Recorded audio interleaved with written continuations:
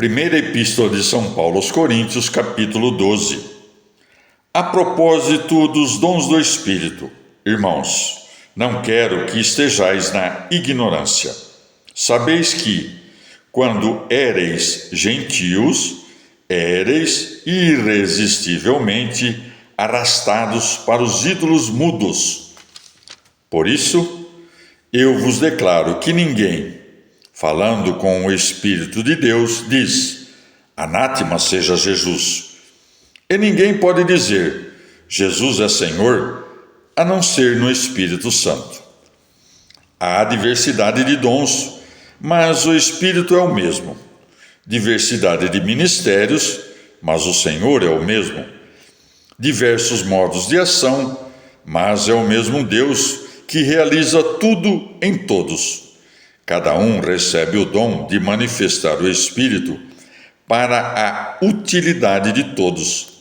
A um, o Espírito dá a mensagem de sabedoria. A outro, a palavra de ciência, segundo o mesmo Espírito.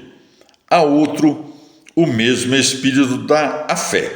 A outro ainda, o único e mesmo Espírito concede o dom das curas. A outro, o poder de fazer milagres. A outro, a profecia. A outro, o discernimento dos espíritos. A outro, o dom de falar em línguas. A outro ainda, o dom de as interpretar. Mas é o único e o mesmo Espírito que isso tudo realiza, distribuindo a cada um os seus dons conforme lhe apraz.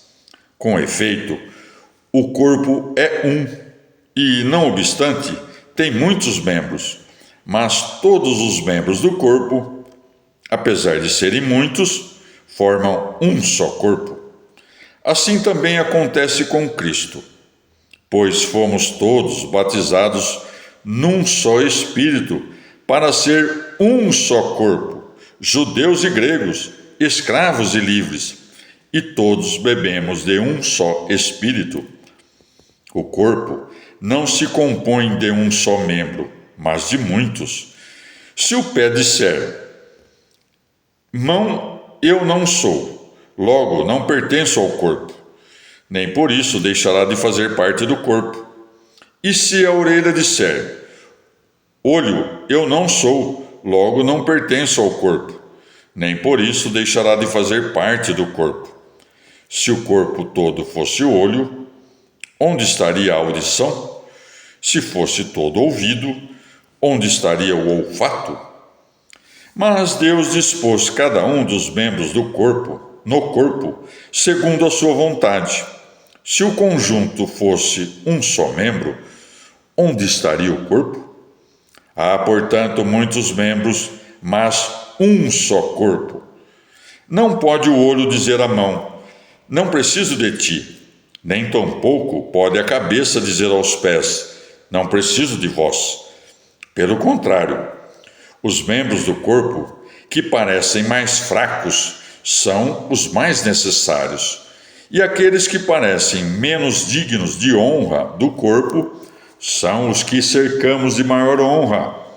E nossos membros, que são menos decentes, nós o tratamos com mais decência. Os que são decentes não precisam de tais cuidados. Mas Deus dispôs o corpo de modo a conceder maior honra ao que é menos nobre, a fim de que não haja divisão no corpo, mas os membros tenham igual solicitude uns com os outros. Se um membro sofre, todos os membros compartilham o seu sofrimento. Se um membro é honrado, todos os membros compartilham a sua alegria. Ora, vós sois o corpo de Cristo, e sois os seus membros, cada um por sua parte. E aqueles que Deus estabeleceu na igreja são, em primeiro lugar, apóstolos, em segundo lugar, profetas, em terceiro lugar, doutores. Vem a seguir os dons dos milagres, das curas, da assistência, do governo e do falar diversas línguas. Porventura são todos apóstolos? Todos profetas? Todos doutores? Todos realizam milagres? Todos têm o dom de curar? Todos falam línguas? Todos as interpretam? Aspirai aos dons mais altos. Aliás, passo a indicar-vos um caminho que ultrapassa a todos. Palavra do Senhor.